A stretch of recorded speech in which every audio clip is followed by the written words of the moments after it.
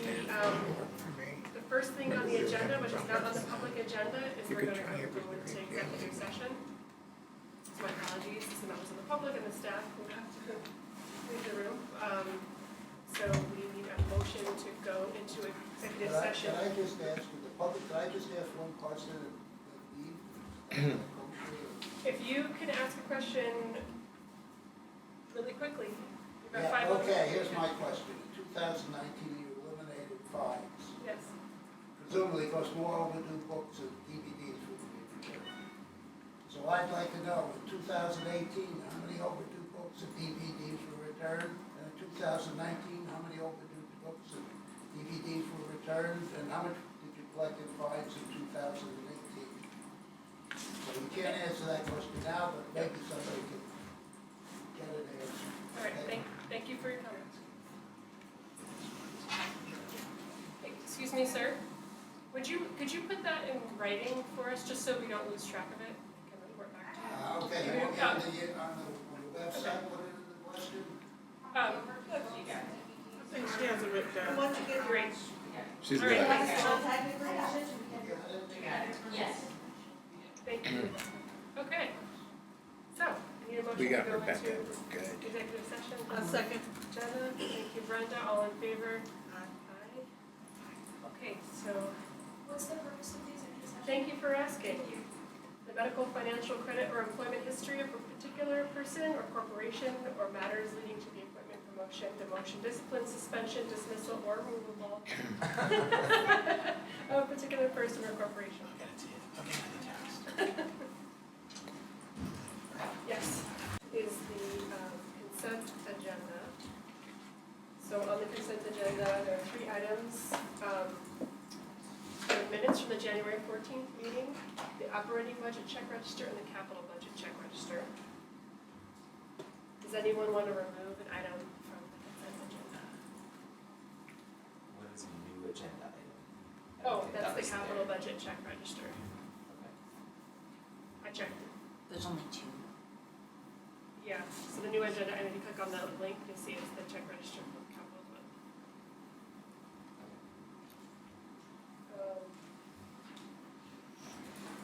Okay, so can I get a motion to accept the consent agenda? I move. Thank you, Tom. Second. Thank you, Matthew. Any point of clarification on the check registers? Okay. All in favor? Great. Aye. Says yes, and thank you. I just wanted to point out, thinking about the future, there's some things that are later in the agenda that might go in the consent agenda in the future as we get more comfortable, since we're really comfortable with it. Things like, things we discussed before, like the lease agreement, which we'll get to in the end. There's a couple, the MOU and the contract, those are things that we might put in, that people always have the option to pull and discuss. But that's the direction we'll fit.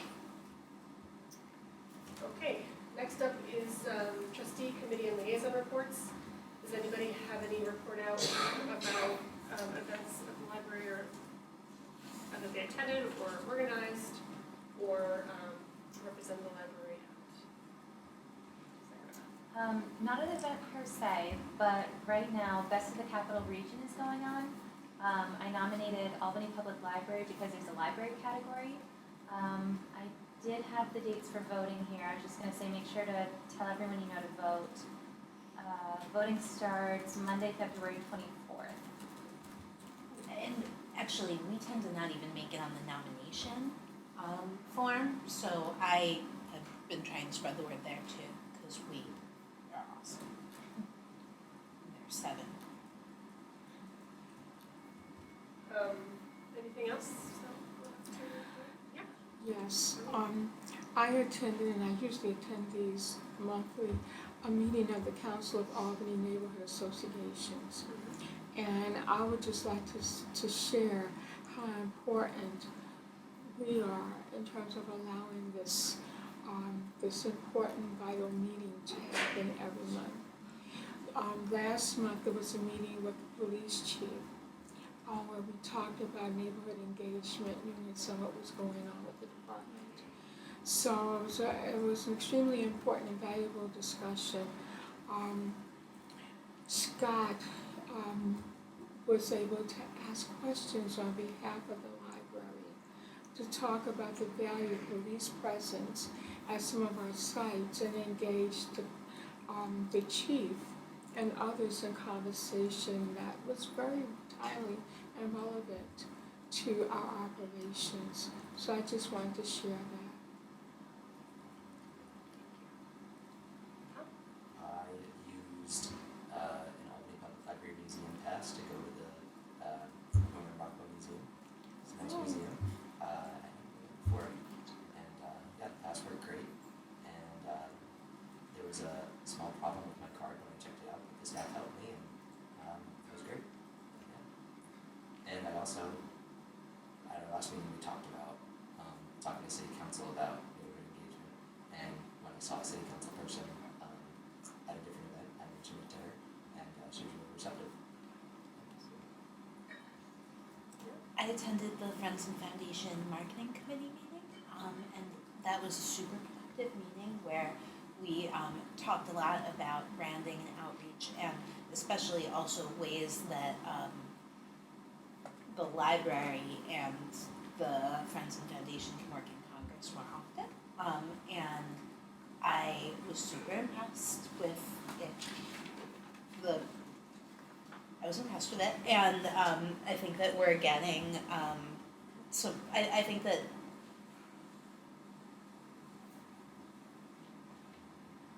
was a good meeting. Thanks. Anyone else? I'll just point out that there is an attachment here about Advocacy Day, which is Tuesday, February 25th. I think we have a meeting that day. It's a long day. It's gonna be a long day. So that's the day where library advocates go to the Capitol to advocate for more state funding. And I participated in the past. It's fun to talk to some folks. So we encourage you to participate in other people. Well, to that end, I'm going to be at the New Yorkers for Better Libraries dinner, which I can't remember, is that the day before, or is that the 24th? Okay, so I didn't want to have a conflict with this meeting, okay. What is that? Is that what's that mean? It's a PAC, basically, it's a Public Action Committee. So I'm going to go there with Tim, but I also have contacts from the New York City school libraries that I used to work with. So sometimes I just go to that dinner anyway on my own and hang out with them. So I'm going to do both. Great. Great. Good to hear about it. Okay. I just realized I skipped right over the capital fund report and treasurer's report because I was like, Yeah, it's not on the agenda. it's all right. So I just want so this month Sarah and I met with Adam and Chuck a couple of weeks ago, and we asked him to provide additional information to us. So you'll notice there's a treasurer report from December, the monthly income and expenses there. That's our preliminary end of year. So you could ask questions about that.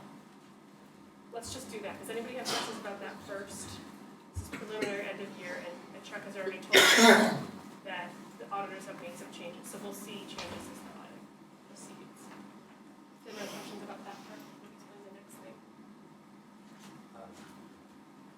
Just the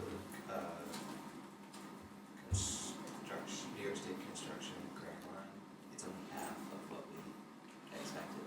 Is that? It's because we're still working on that project. Their fiscal year, is their fiscal year the same as the state's? But it is- UHLS is not? Oh, sorry. It's as they work on the, okay. Yeah, but it shouldn't matter. It's true. Well, that would explain why maybe only got half, because this state expenditure should. Got it. Thanks. Okay. The fund balance and we're getting more into the fund balance.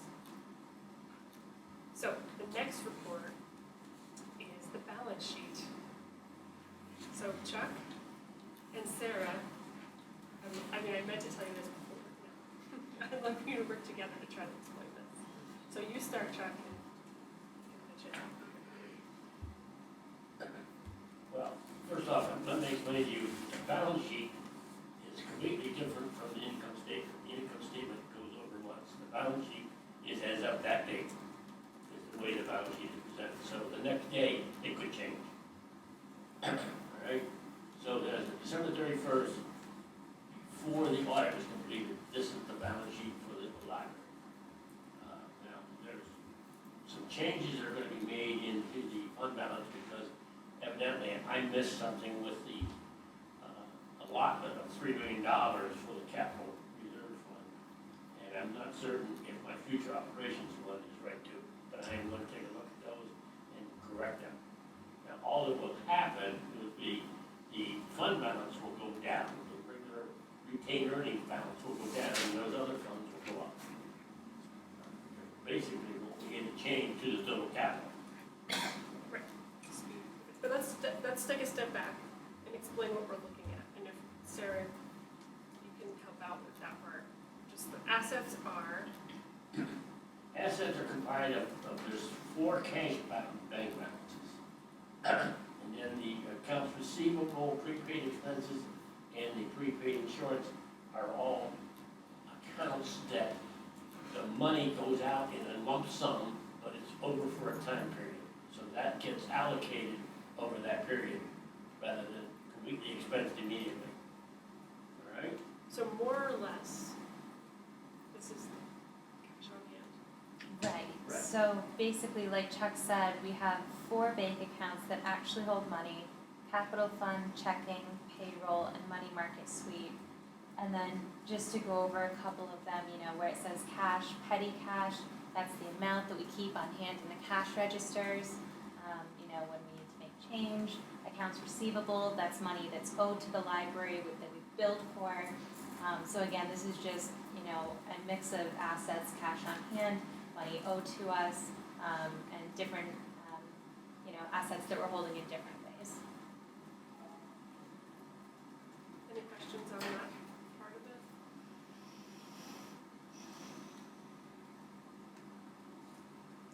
Okay, so let's go to liabilities and capital. Liabilities and capital, the accounts payable is a representative of the total invoices that they've received as of December 31st and have been recorded on the books, and not necessarily paid out of cash yet. Okay? The accrued hospitalization cost, that is an estimate of what we think is gonna be the insurance cost as we go through the year. The accrued payroll, that's just a journal entry that the accountants make at the end of the year to facilitate the total salaries that are for the full year. In other words, if a payroll goes over the year end, there's so many days it's gonna go into 19, so many days are gonna go into 20. That's kind of reflects that. And the Sunshine Club is just the Sunshine Club. It's the monies that are given by the employees to be paid out for any type of expense that they want to, maybe like central hours to somebody somebody has passed away or someone who was sick or something. That's the Sunshine Club. The deferred income operations, that is the amount of money that we receive from the school district that I put in deferral because it's allocated over the year by the past budget. Okay? And that's just a balance that will continue to go down as we go through the year, and then when September, October comes, it'll jump all the way back up again because we'll get a new balance for the next year. Okay? Deferred income for construction costs, that's just exactly what it is. It's money that we have got aside, but we have not put it into expense, we have not incurred the expense yet or recorded the income. Deferred income CDTA, it's an ongoing monthly transaction with CDTA. They somehow or another, we send them checks and they're not, somehow not giving us credit. So that's why this is a negative figure. So we have to work with them to figure it out. And then the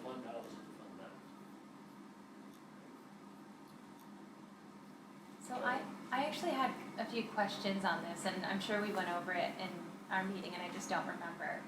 Before you ask questions, can we just check for Yep. some level of understanding? So, the way I see it, which is my non-accountant brain, the top of the assets are more or less the cash on hand, it's not quite that, but more or less. And then the liabilities and capital is how that money is allocated to budget categories or some kind of deferment. So, that's what makes sense to me. Is that helpful? So we have 5 million in non-allocated funds in that, or ish. So, I'm guessing, Sarah, some of the questions are about that. Yeah, I mean, I guess, the way you just phrased it, Karen, that makes sense to me. I was going to ask why our, reserve funds, at the bottom were under liabilities and not assets, like our 5 million that we're holding. And then I guess also why, I'm trying to wrap my head around it, it seems like a double negative. The CDTA income, if that's a credit that we're owed, why is that under liabilities as a negative instead of like, accounts receivable? It could be that way, but Okay. because the account is set up and it automatically goes on that line when Okay. when I print the balance sheet. Got it, Yeah, it should be up under assets because it is something that is owed back to us. got it. That's why it's shown as a negative under the liability.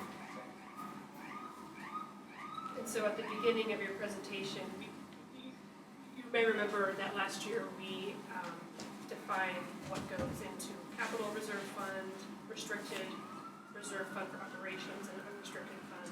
So that's not reflected here. Scott just said check the memo, so next month we'll show how the fund balance should be allocated based on what the board decided. It's mostly retained earnings, but that'll be redistributed. But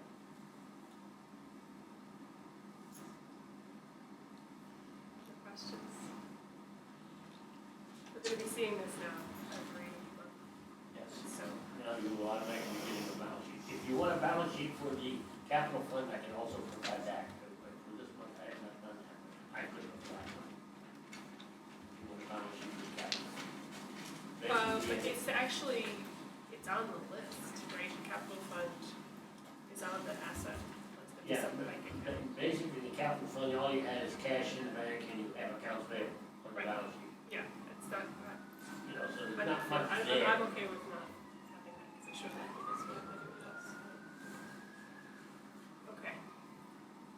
This gives us a fuller picture of the library's finances, not just the capital expense. Thank you, Chuck. All right, facilities committee. Okay, so you have a paper copy of the minutes. We had a meeting at the end of January and we met Adam Fireball, our new facilities director, which was great to meet. He is very energetic and seemingly very organized and enthusiastic and committed to the community. His rapport with Scott led me to believe he's part of this team. And people are finding him responsive and enthusiastic. And he dove into sharing with us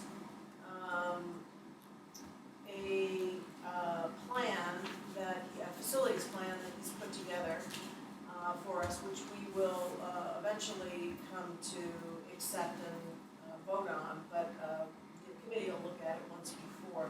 Now, Scott, did you say it was in our packet? I don't see it here. It is. It's down under there. new business. Oh, okay, so it's under new business. I encourage you to take a look at it. I will give you some direction that it mirrors the work that the facilities committee has done for 2 years to record all of the facility needs and status of, everything in every one of our buildings. So you'll recall that the committee has documented, where we are in all of our processes and systems. And so what he did then was take that work that Dan put together, and he actually has budgeted it out for the next 5 years. So anything, he's put dollars next to those facilities, just those maintenance, basic maintenance and upkeep items. And so he's come up with a preliminary facilities budget for 5 years, which is great. The budget, it works within our existing proposed budget, at least for this year, and it looks like it'll be in line with maintenance costs for future years. Any new capital expenditures, we will have to think about capital funds or the state library construction funds. So we'll have to account for those each year. But, so take a look at it. If you have any questions, you can be in contact with me. The committee will be meeting again before our next meeting. So we'll make a formal recommendation for the facilities plan. And I think that was it. Matthew or Arlene, was there anything else that you wanted to share? I think he covered it. I think he was a good selection. This guy is strong, he knows his stuff, he's high energy, it was very personable. It was, a pleasure to be in the room with him, going through the plan with him, with all this excitement and energy and all that stuff. Yeah. I think he really is very clear on seeing the value of what he brings, and that confidence makes you confident working with him. So he's really sharp and really good. Thank you, and we'll discuss the plan later as well, if trustees have questions specifically. Yeah. Well, I'm not sure I'm prepared to answer the questions, but we're certainly. And then Matthew, next on the agenda is the ALS report, and Matthew let me know there hasn't been a meeting since our last meeting. Yeah, The meeting's because of the actually tomorrow. funky way the month started, I actually met before our last, they actually met before our last meeting, and our next meeting is tomorrow. So, nothing to report. Thanks. Executive Director's report. So, stats, programs, door count, room usage, and computer usage are all up slightly district-wide compared to last year, and also the 3-year average. Circulation is down, dragged there by mostly media because e-material continues to grow. So books kind of stay copacetic while DVDs continue to drag us down. Incident reports, however, continue to increase. The majority over the last 2 months from Washington Avenue. We have seen a significant increase in individuals coming to the library for shelter and that are struggling to get them, we are struggling to get them to conform to our behavior policies at that location. The reduction of bathrooms is definitely added to the issue. It is a concern for the organization as a whole and patrons. We have shut down study rooms at Washington Avenue until locks are added to the doors. We have adjusted furniture to help curb some behavior. The administration is working with management of the branch to come up with some ideas, some outside the box thinking, and a few may need some board approval. So we're on top of it, we're meeting with it, but I just wanted to be open and honest to say that we are struggling, particularly with adult behavior. However, I just amended this today, and it's not in my written report. Today, we met with 12 officers of the NEU unit. So more police than I'm used to being in my office. We had to move out of the office. Washington Avenue is unique because it is on the edge of 4 different beats. So we have 8 officers. The back of this building, front of this building, the side of this building, the right side of this building, they all meet at the same spot. So the meeting was positive. Again, this was just a few hours ago. It was positive, and we hope to establish an office as we had in the past and at other locations to help us with the adult behavior here. Oddly enough, after that, I got a call from APD. They found the individual responsible for the March break-in, if anybody remembers that. He was already in jail, and additional time was added to his stay. So some positives. Some highlights of programming. The Washington Avenue branch hosted a Red Cross blood drive and an HIV rapid test session, led by the Albany Medical Center. Arbor Hill West Hill branch began a monthly reading program to support families with reluctant readers. The Bach branch added new shelves and did a significant reorientation of the collection. The Pine Hills branch has had additional staff trained to do passport certifications. The Delaware branch is hosting an adult program on painting tabletop miniatures. The Howe branch has started a West Indian dance class. Operationally, our audit has begun. Our Community Partnerships and Programs Department is in the process of planning this year's Summer Reading Challenge, which will be in conjunction with the Red Bookshelf, City School District of Albany, 15 Love, and the City Department of Recreation. I was a member of a panel at the Syracuse State Convening for the census. That was on January 15th. Key action items, key administrators have been made aware of the 2020 budget modifications, and everybody's been handed their specific budget mods. Upcoming at the Washington Avenue branch is the African American Genealogy Program, led by local resident Aaron Merrick. He will share his experience in researching his African American family ancestry. At the Delaware branch, for Black History Month, they're doing an art celebration. Adults create a painting based on African American artist Elizabeth Callett's famous sharecropper piece. And at the Howe branch, they will be doing a free book exchange to the Black Women's Library. This event celebrates the writing of Black women in a full social atmosphere with free books for all ages and of all genres to pick up for yourself, pass along, or exchange. And then a little bit of history on the organization. This year I did 2002. In 2002, this was a big year, APL officially rechartered. We switched unions. AFSCME Council 66 was recognized as the library's collective bargaining unit.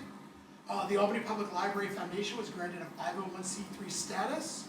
The library's ILS moved from DRA to Dynex, and we received the Schubert Award and initiated a facilities plan.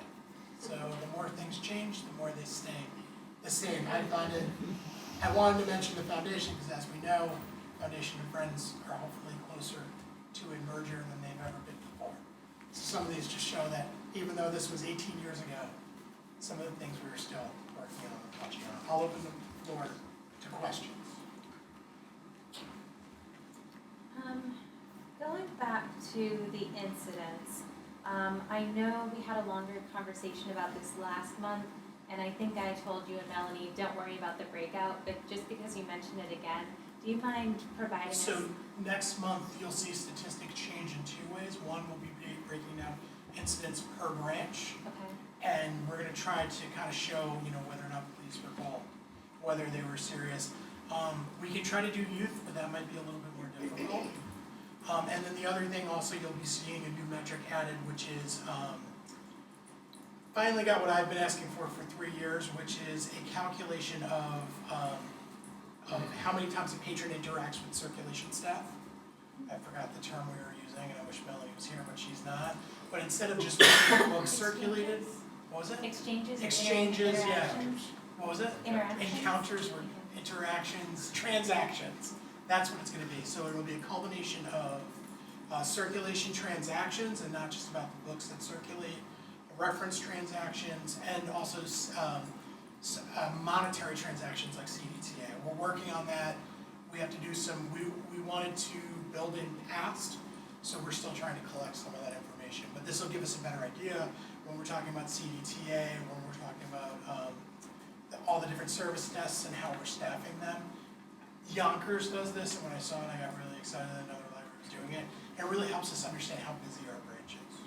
Do you think there's a way, and I forgot if you guys are already labeling it in the system or not, to break out incidents by type?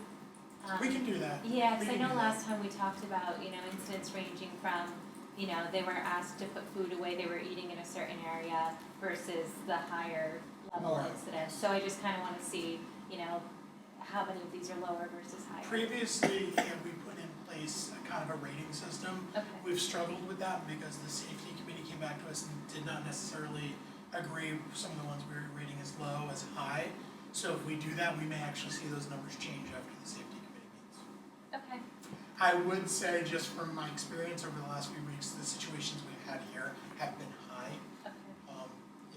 Some very serious interactions with patrons. Is that a winter thing, what people are doing here? So we see an increase at this particular branch in the winter of individuals looking for shelter. And that ebbs and flows. So in other words, I've, for the last 20 years, I've seen it increase in severity and then decrease. Last year we were expecting an increase because the bus stopped, and we actually had a calmer winter than expected. This winter has definitely taken all of us a little bit by surprise. There's a couple things that we're trying to figure out. We have some returning patrons who were problem patrons in the past, and they've returned. Not because their loss of library privileges was up, just because they're back in town. And so we're trying to figure out what that is. We think we may have shooken up some people because they're walking in the door to a very different building in some ways.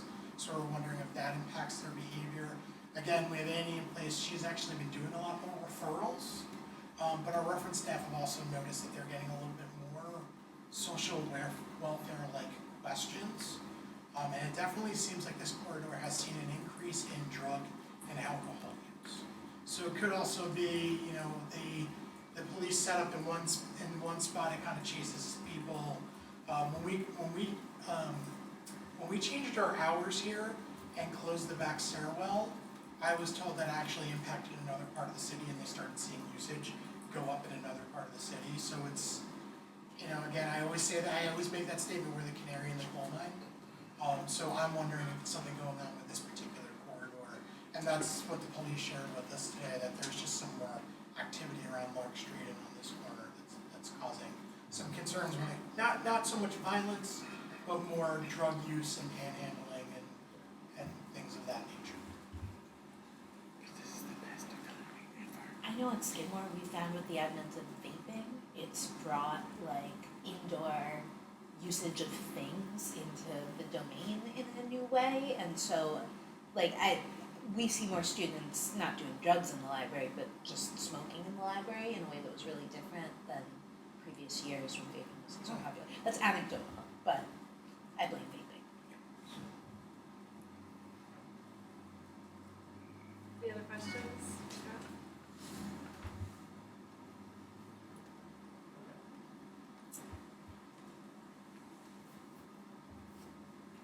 Oh, Executive Director Bowles. So Karen has asked that I take the goals that were assigned to me 6 months ago and try to do them in a format that kind of reports what's going on. So one of my first goals was establish a comprehensive plan for patrons who continually violate the library's behavior policy following best practice in law. I've actually been working on this for a while. This is why I went to that conference in Tulsa. That's why I went to ALA in DC. Next month, I've worked, and I want to give the heads of branches credit and branch managers credit as well. We've worked really hard to come up with a loss of library privilege process that not only we feel works and is responsive and helps with some of the concerns of the staff, but also is legal. So we were doing some things in the past that, like lifetime bans, that were not by case law and not legal. It's why we called it loss of library privileges instead of banning, because there were some issues with that as well. So we will be reporting next month. It'll be kind of a dual report. We'll be talking about how we changed our process internally, and how we're doing things differently. And also simultaneously, Annie Johnson will be here, and she will talk about how we're trying to kind of improve retention and help individuals that struggle following our behavior and anti-harassment policies. So that's almost complete. Complete 75% of the current strategic plan. That's a metric that'll be shown next time we complete the strategic plan. Start developing an operations manual for standardized procedures. I actually have started a draft of it. What we've done is we've gone through old memos to create kind of a first phase of it, and I'm close to completion on that. And then there are some additional things like onboarding, hiring, creation of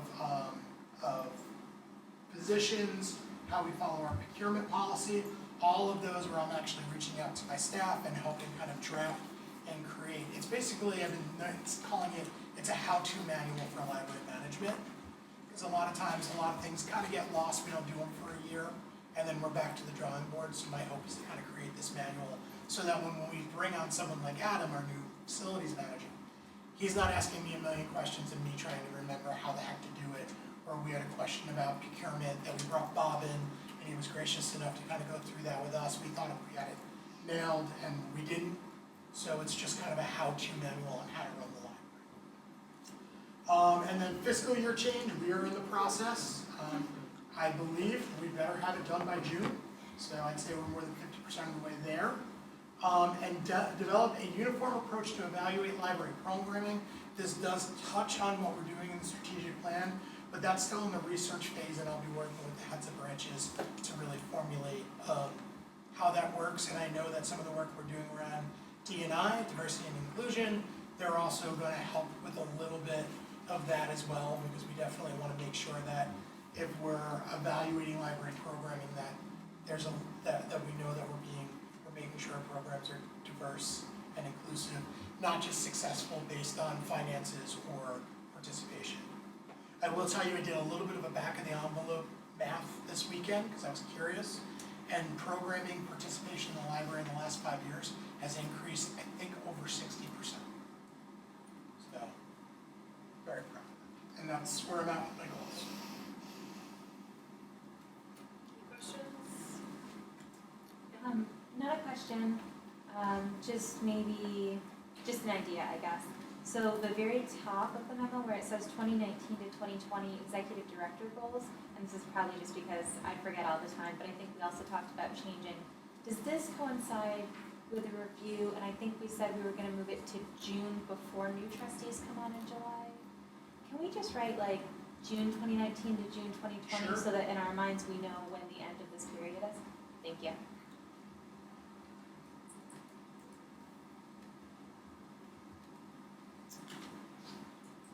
All right, next up is the budget, the draft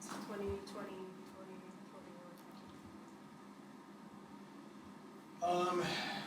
So attached is the draft of the proposed 2020-21 budget. It comes with the corresponding documents. Some of those were requested by the finance committee, an explanation basically of what each line means.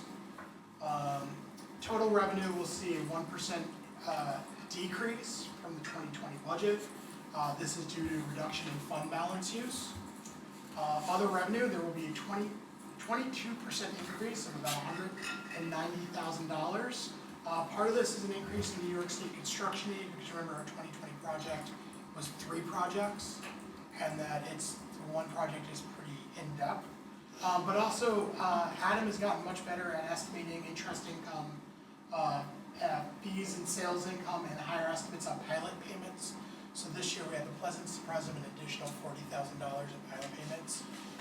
So that's why this budget looks a little bit different, and there's an increase. When we close out this fiscal year, and the finance committee is meeting in a week. Tomorrow. So when we meet tomorrow, we're gonna go over where we are budget-wise and why we're over, where we're over. I will say right now, it looks like on the spending side of things, we were off by sub 1%, which is way better than I was aiming for. It is after a budget mod, but it's still a really great thing. We were totally off in revenue, but in a good way. We were about 3.5% under projected revenue. So if we're gonna be off in a budget, I'd rather us make more money than we expected than spend more money than we had budgeted. It's the most accurate spending we've been in a really long time. So total expenditures will increase in this budget 2020-21 by 1% or $67,000 from the originally approved 2020 budget. Payroll and related costs will decrease by 1%. Estimates based on past performance of healthcare and retirement. Occupancy costs will increase by about 4%. This increase is due to construction grants. Again, the money coming in means we'll be spending more money. Materials and services, that will actually increase by 1% or close to $10,000. This will be an increase in book budget for e-material. Administration and miscellaneous, this is a 30% increase of about $100,000. This is UHLS payments have been moved to this budget, but also remember this is where we're gonna be taking the CERT payments out as well. So that's this tax reassessment payments. And then information technology will increase 4%, but that's actually only $12,000. And, you know, your HLS payments have been moved out of this budget, and we're just looking, we know that a big part of what we do is IT and technology, and it's important that we make those investments in it. My advice to the board, right now as it stands, is not to do a budget ask for this coming year. I believe that we have enough fund balance that if we actually meet the $168,000 that we're estimating using, we're in very, very good shape.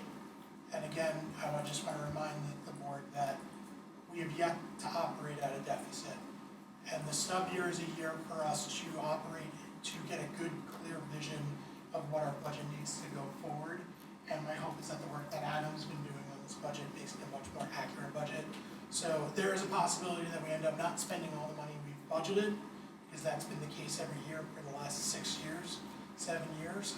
However, I think we're much closer than we've been before, and I'm comfortable with this margin. So my goal is always to be about 3% off, either negative or positive. I'd rather be positive, so this gets us there. Questions about the budget? I just have one general question. In the memo, when everything says percentage increase or decrease from the 2020 budget, are we talking about the 6-month stub or the 2019-2020 budget? So no, it's the original approved Oh, got it, 2020. got it, That's how we've always compared it. I think we'll change that going forward. We didn't want to change too much. got it. So we're gonna do a deeper dive tomorrow. And And of course, at the end of February 26th.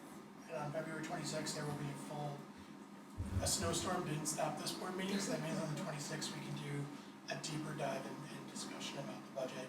And you still have till the March budget to vote on it. However, my hope is that at this next board meeting, the board will feel comfortable about voting to move forward. So if there aren't questions now, take a close look at this budget between now and 2 weeks from now and ask it. It's a good time to ask a lot of questions.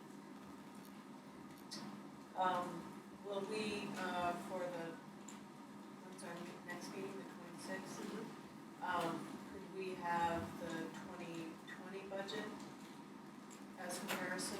Yes. So we know kind of where we are? Okay, and maybe actuals, that would be helpful. So, you know, it's tough to do Do this actual- time of year because the auditor, I had a conversation with the auditor today, and there might be a fluctuation of like $8,000, which isn't terrible, in our end of year. But we're close enough that Can we're we use those, comfortable. can we use that? We with can that- definitely, with that? that's almost actually pretty much done. I Okay. just didn't want to overwhelm the board Yeah. with 3 spreadsheets of $1 million. Yeah. So it'll be similar to the numbers that were in the treasurer's report, which is, thanks. Chuck, do you feel as if we're fairly close to actuals? Hopefully. I have not got any of the adjustments the auditor made of, I don't know what effect it would have on the balance sheet at the end of the day. As of today, there was one thing in question, and that was alleviated. It was just being probably booked incorrectly. And then just another thing that they believe they might add or subtract $4,000 or $8,000. But we're close. I think we're close enough to talk about what goes in what parts of the fund balance and how accurate we were with the budget. Just to remind me, the audit report usually is off April. Yes, but the audit may take a little bit longer this year. Okay. Okay. All right, save the rest of your questions and come up with some more questions for 2 weeks from now.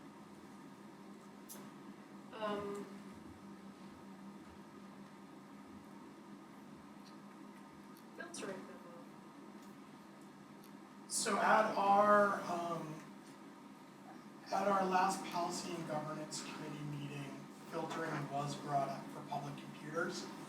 And the committee, the committee, Just explain what filtering is. okay, thank you. So this is filtering on public computers, and this is filtering that would stop access to pornographic material. It also can possibly stop access to important research material. So this is something that libraries really grapple with. So hopefully none of the librarians in the room judge me too hard. I've always been open and honest about this my entire career.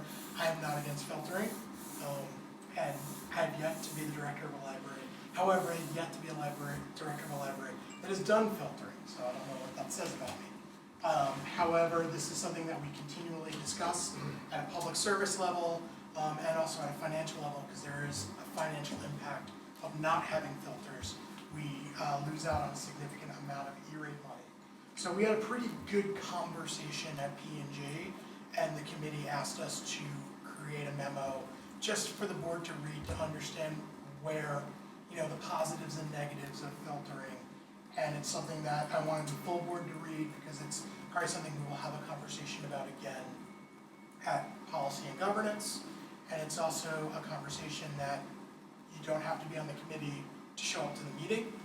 And I always now send out those agenda items to everybody so that if Jenna wants to come and throw daggers at me, she is more than welcome to do so. How'd you know? Yeah. Well, I just want to summarize and then ask questions. So currently have an inmate use policy that has no filters anywhere in the library, not in children's section or anywhere. And there's some federal funding that I don't really know what that is or understand, but apparently a significant amount of money we could get if we did some filtering for children. So we Well, have it's filtering across the board. that's not the Yeah, that Question was that I my got. question. So that's where we discovered it. Our idea originally had been, do we just filter in children's sections, but it ends up under the law, we'd have to filter it at every. Yeah, or prevent children from logging into certain specific, it would be really, really hard. Well, we have that in place. I mean, Yeah. the majority of our locations have youth-specific computers, but Melanie believes that we'd actually have to put them on all of our computers. We're still trying to do that research.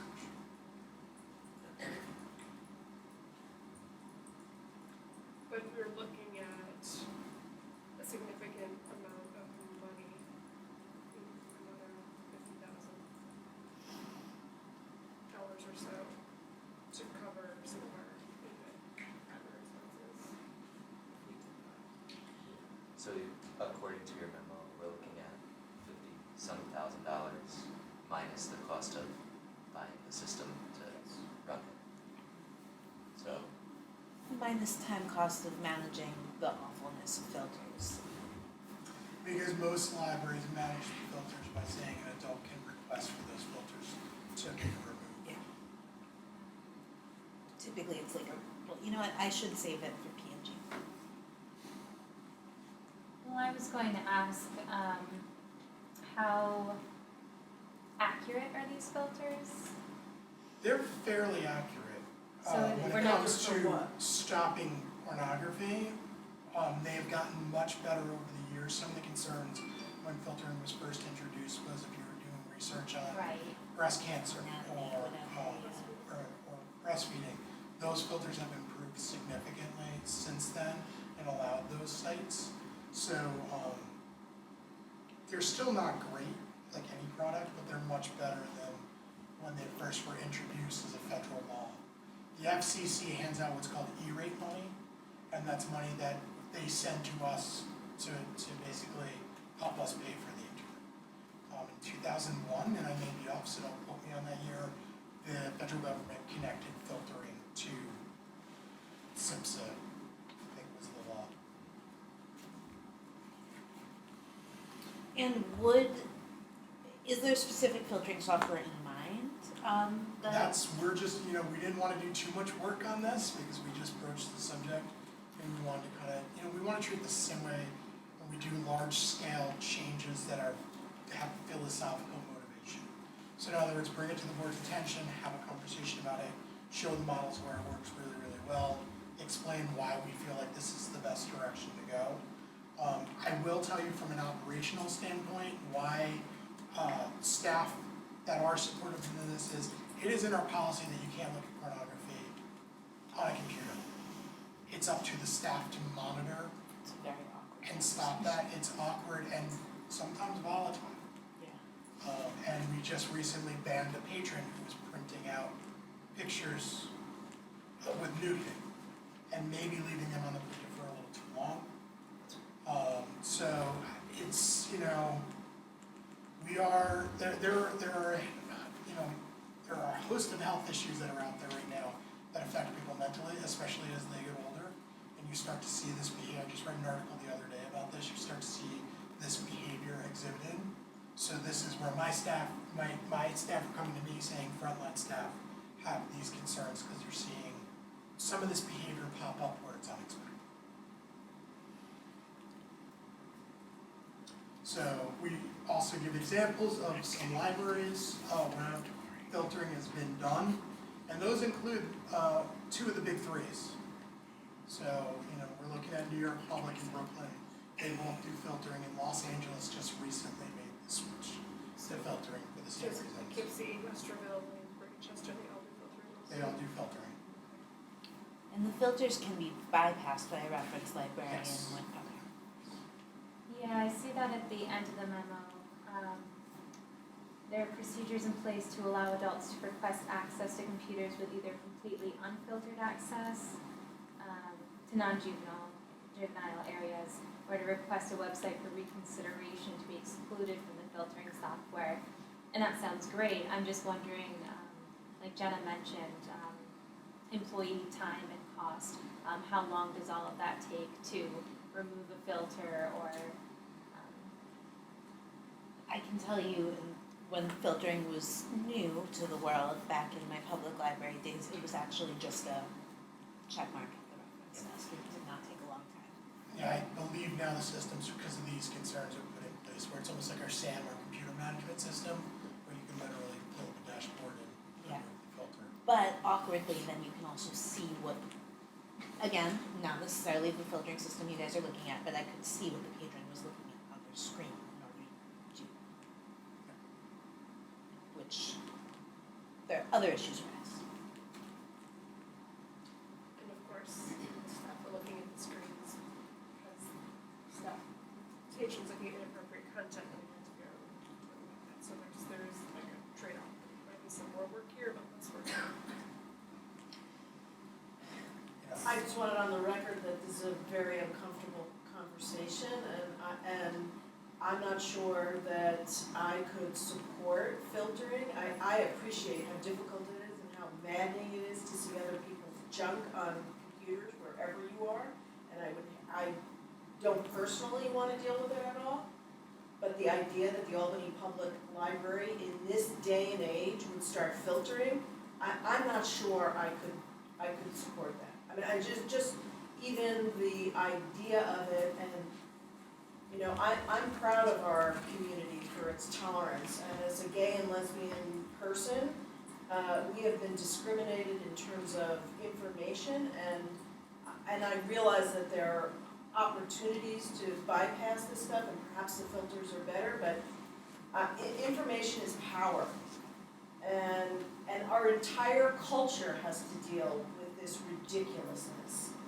And so what I prefer to do is spend $50,000 investing in a public awareness campaign about the importance of information, correct information, respectful information, and the hazards of watching pornography. I mean, that's where I would come down on it. I'm interested in hearing what filter, capabilities there are, but I'm going into this with a visceral response that does not feel good. And having been a staff person here and seeing the junk on people's computers, I get how disgusting that is. So this is smack in the middle of our cultural dilemma. And I would like to see us handle this with real thought to the messiness of this situation. And I will be a skeptic of, a blanket, I will be a skeptic of this. So I want that clear, and Perhaps we. in 2020, to start talking about that so that we can get more federal funding, I'm sick of that conversation. I'm proud of how independent, we fought for rechartering, we built these buildings, and we've had these conversations about censoring. And I also want to appreciate how difficult it is for staff to deal with this. But I have to deal with it when I bring my car in to be serviced and the jerk is watching pornography. So it's a cultural issue. And that's why we're starting with a memo and having a slow conversation. Excellent. I'd be interested in talking to Poughkeepsie or a library that's gone through the decision process. Because I similarly have a visceral, a very uncomfortable reaction, but I think that probably lots of library folk feel that way and maybe went through some of this in making their decision. So yeah, not that necessarily has to be, like, you guys, we as a board can reach out to their board also. So what would you like to see next, the next step in our research?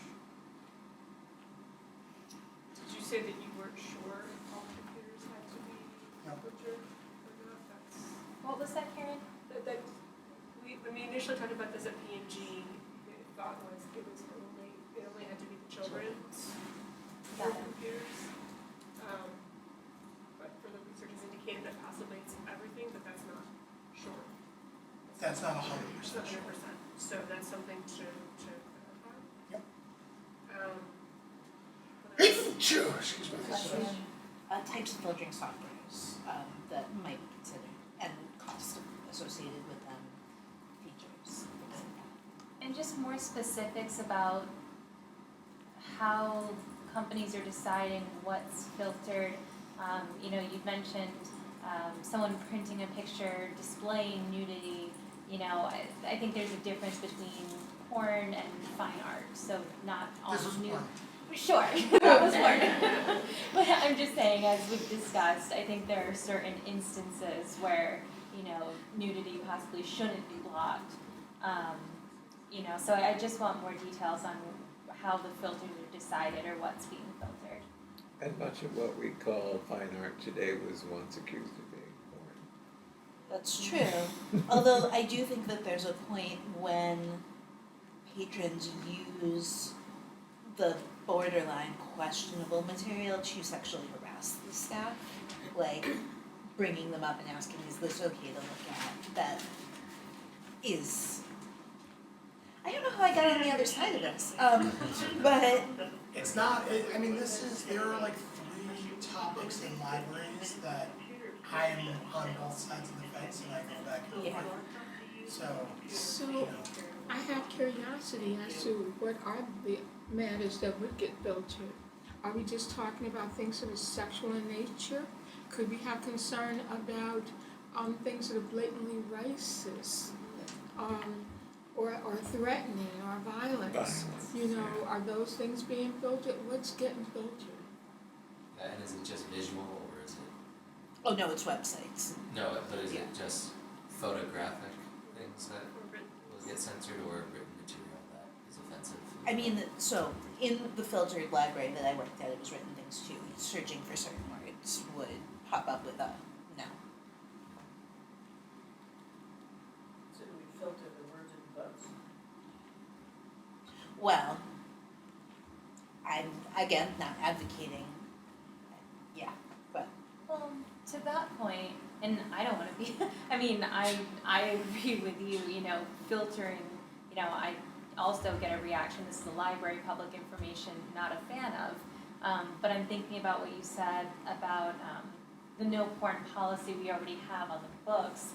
And, if we were going to go down this road, I think the ideal way to do it, or one way to do it, would be to get it as close to our policies. So do we filter books? well, we don't have porn in our circulation, you know, so we don't circulate certain materials. So I think it would be similar to that, you know, but I just don't know if the filtering software can be that accurate, Well- and that's what I'm skeptical of. We have Burroughs' The Naked Lunch, which was banned and is still considered a pornographic novel, but other people consider it a great work of art. But we also. I just checked it out. Yeah, but we also do allow people to challenge books, Yeah.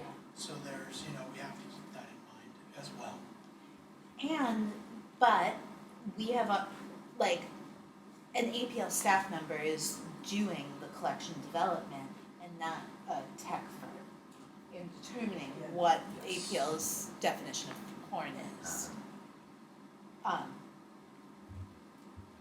Well, and our public computing concept is one where it's available to anybody, so, and we're making assumptions that, Well, we're not making assumptions yet, but yeah. if we're talking about democracy of information, it's available to everyone, so somebody who can pay for their own cell service with their phone or anything else, or internet service at home, can watch pornography all they want, right? But people who perhaps cannot afford their cell phone charge or their home internet come to the library to access it. And I can't even believe that I would argue for that, but who are we to say that, you know, so then information is not, There's an inequity of information. inequity, right, Because they so- could have checked out a netbook in one of our Wi-Fi hotspots and enjoyed their porn in the comfort of their own home. And if you had. Or on the bus, or at the car place, or wherever they want, But or at the- work. But that person who has that cell phone plan that can watch pornography on their own cell phone plan, they can't, by policy, they're not allowed to do it in our buildings. So that's, again, we could go all night, we should probably get beers and do this. You know, that's what we're grappling with, we have a policy in place that says you can't look at pornography. Yet, for some of us, and again, I'm taking a risk saying this on video, you know, we don't have a tool to help the staff manage that policy. And I think that's a staff safety issue on some level. Like, that is the other side of it, is in supporting our staff. I have had moments as a librarian that were extremely uncomfortable, where as a young woman I had to approach somebody much larger and maybe somebody very aggressive and ask them to please stop doing something sexual in a public space. It's much easier to just shut off their computer. That said, that's giving a lot of autonomy about information to the It's tough. it's really It's hard. tough. Yeah, there's some serious concerns amongst trustees, and there's some more research to do. So let's keep doing the research, we'll bring it back to P&G. I think that would be helpful as well. No decisions are being made. So it is 7:36, we've got quite a few things left to do. Jeanette, what have you? The strategic plan talk. I'm happy to table that. Yes. I am having surgery on February 19th and do not know. I think I will be back in 4 weeks. Okay. I mean, I think it's okay if we do that, or are you okay if we? I'm fine with tabling it. So, next up on the agenda is the executive director employment contract.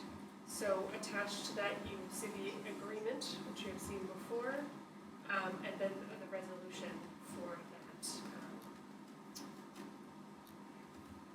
for the agreement. So, Maybe we shouldn't have talked about filters before we did this. so I will read the resolution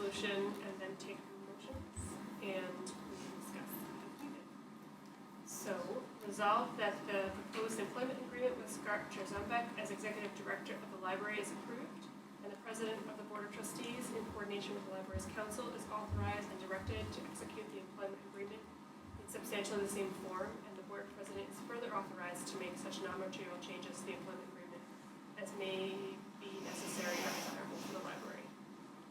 So I will take a motion for that, Jenna. Second. Sorry, Brenda. Go ahead. I'll give my first away if someone wants. Any discussion on this? Jenna was the mover. I move. Who did you call for the second? Brenda?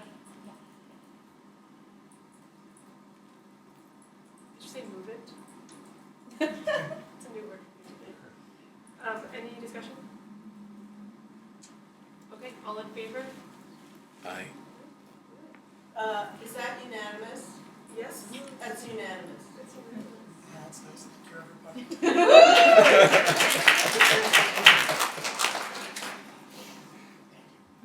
I'm not worried. All right.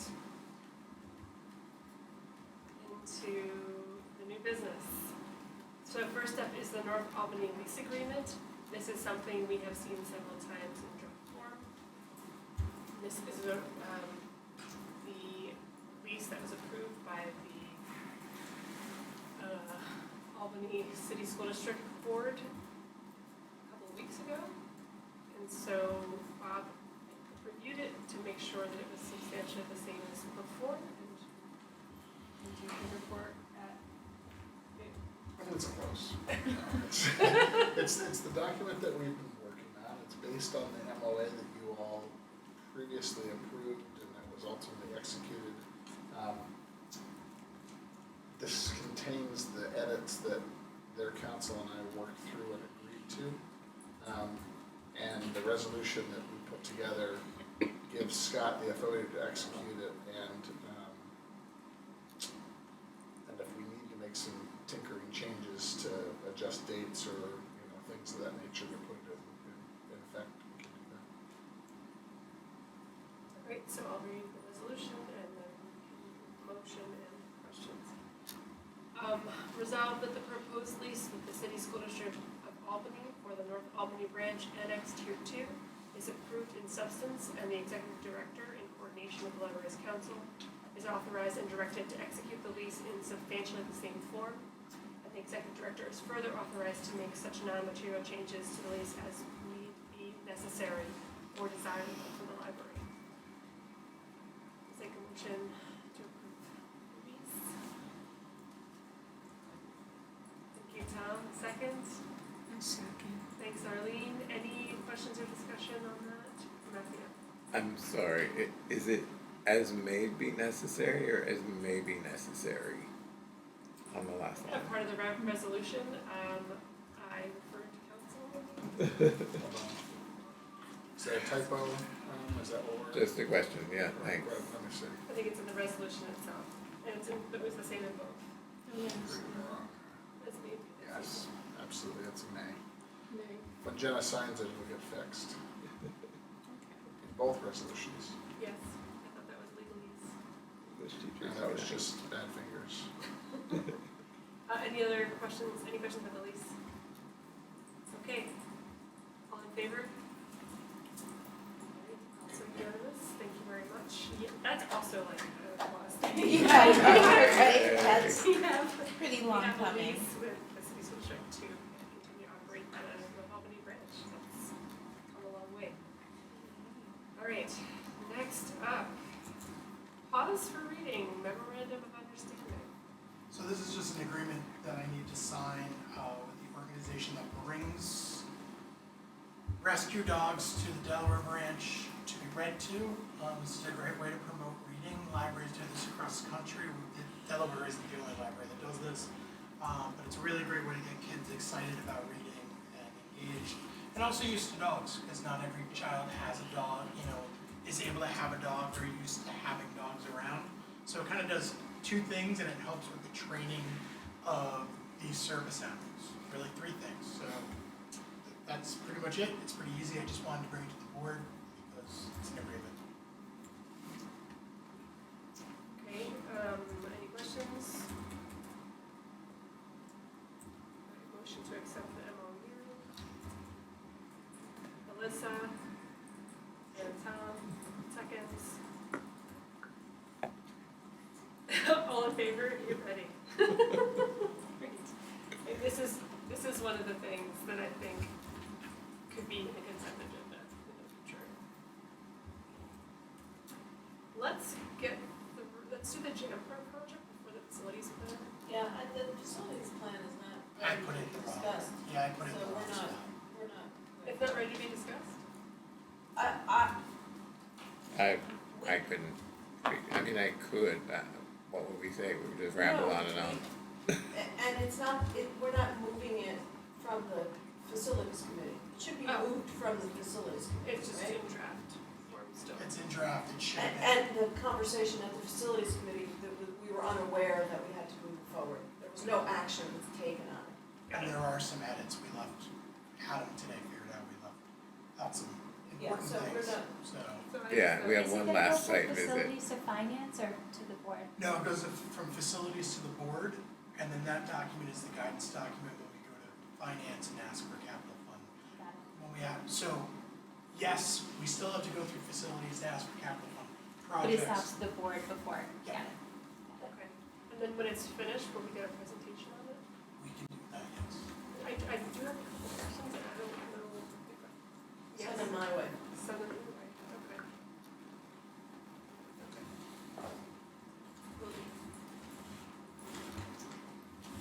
Okay, Jan Pro. Jam Pro.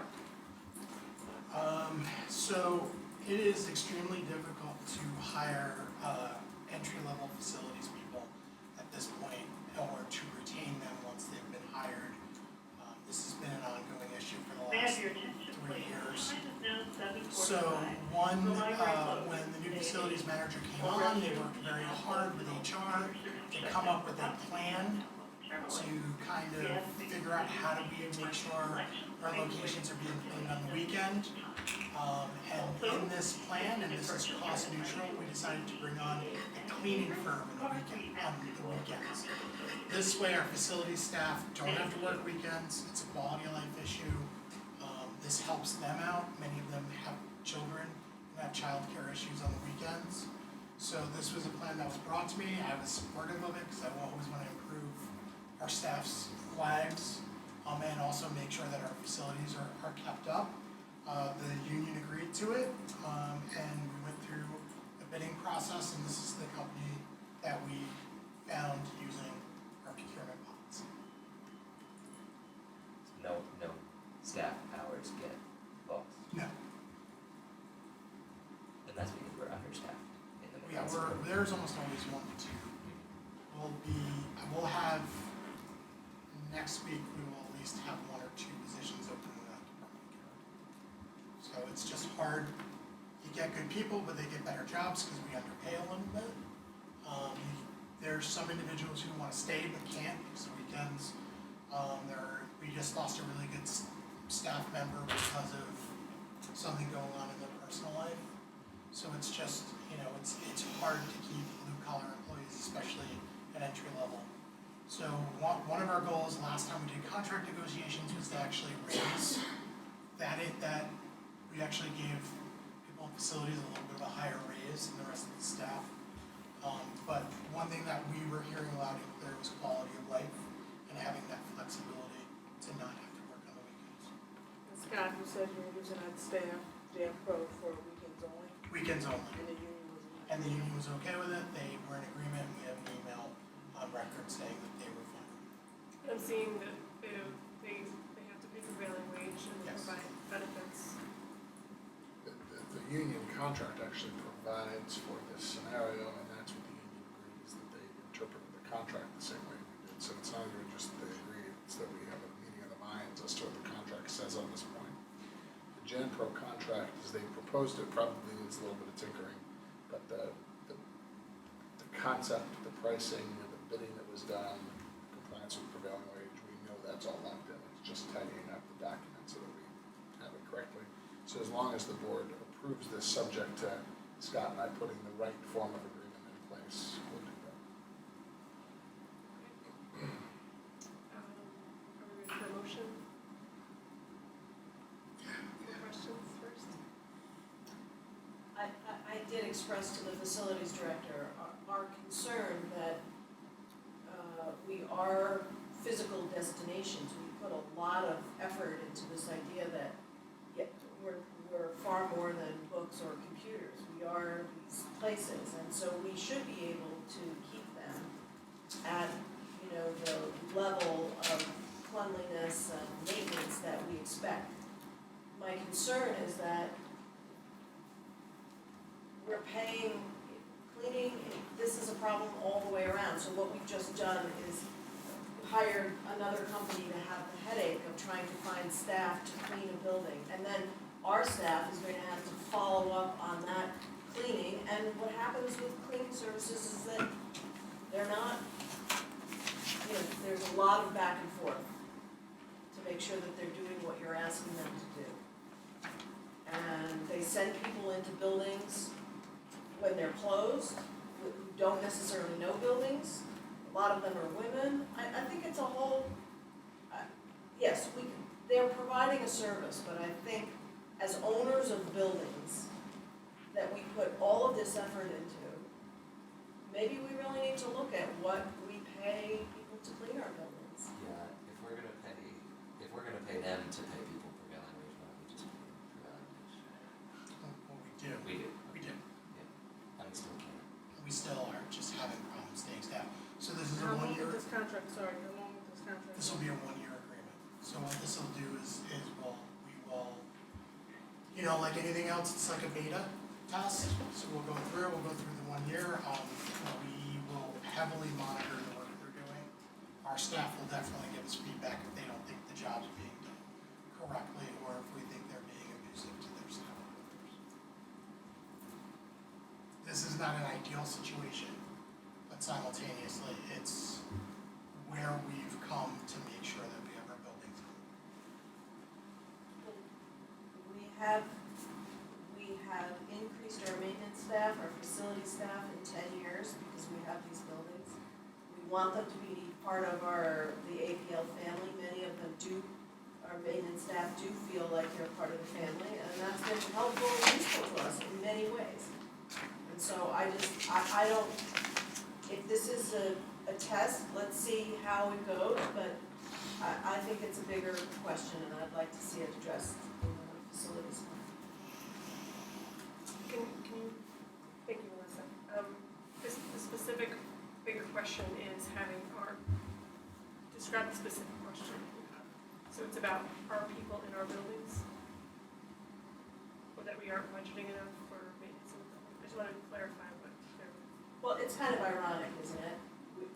These buildings are what we are, and we pay people so little to keep them up, yet we depend on, it's our brand, right? It's not books anymore, it's not just computers, it's these destinations. It's an interesting dilemma. Because if these buildings were dirty and disgusting and not well taken care of, we wouldn't be where we are. So if you want to talk about, the services certainly equal, but the facilities are imperative. And it's a cultural issue across the board. Maybe you can do something about it.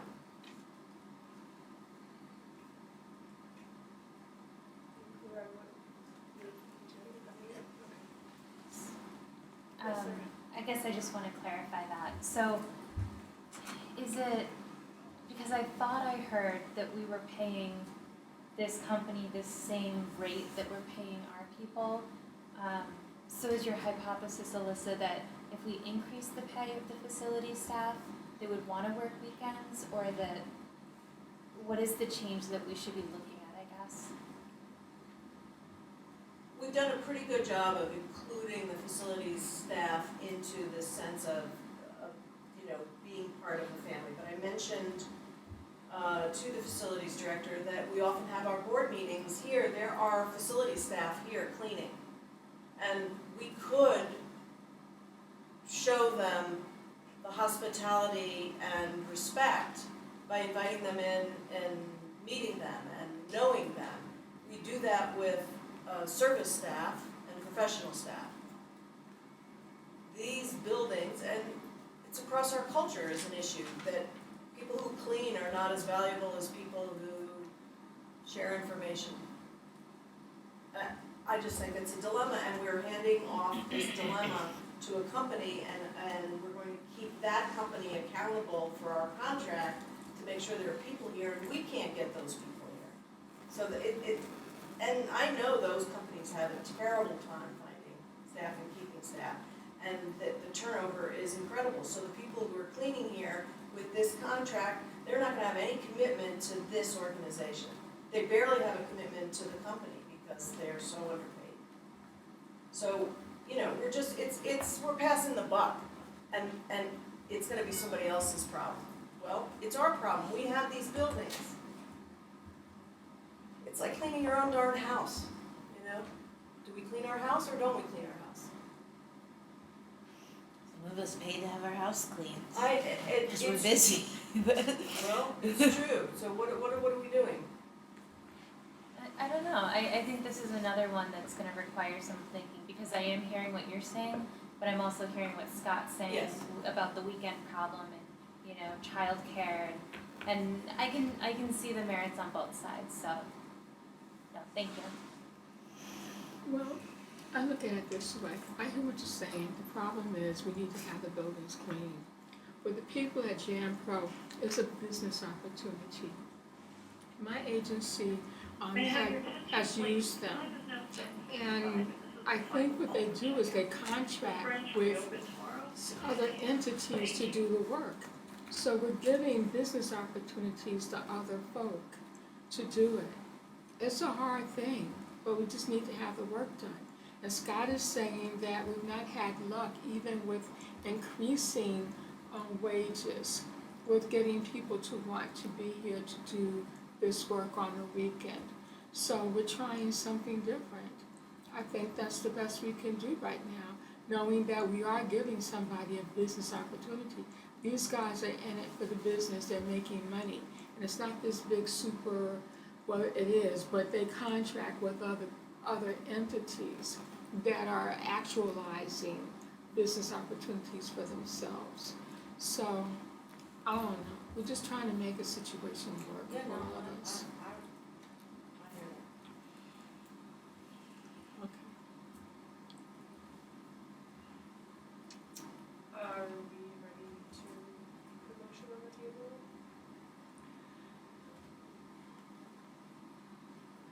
Sarah? Thank you. The move it. And second? Jen, Dorothy? Jenna? Okay, any further discussion?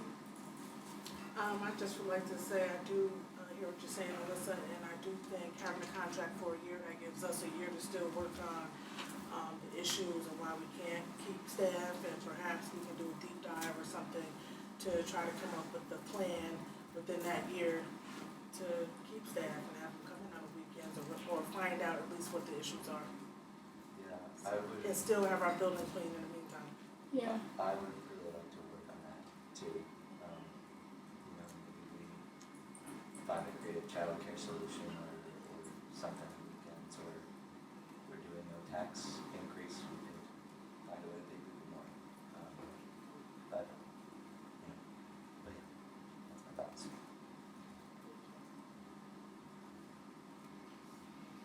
Okay, with the idea this is just for a year, and there's going to be research and additional creative problem solving for some of the issues that we're having.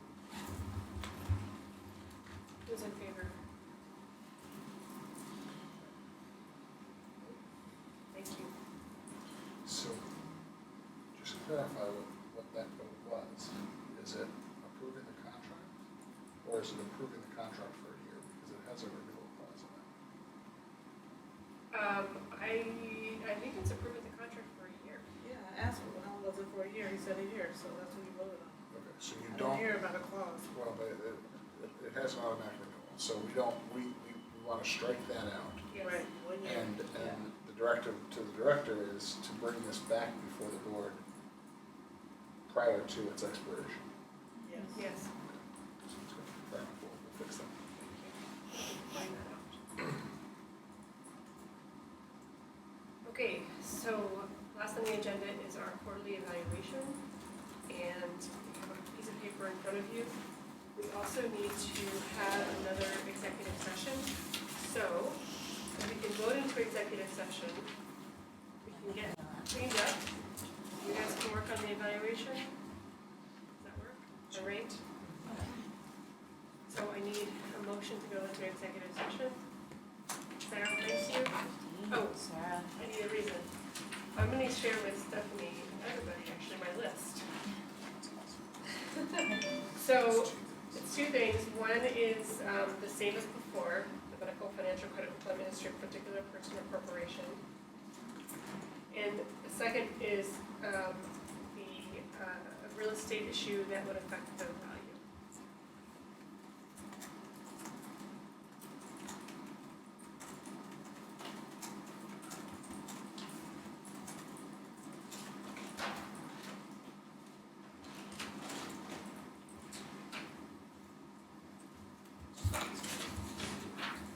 Oh, yeah, so Sarah moved, someone needs to second, Matthew, and we need to vote.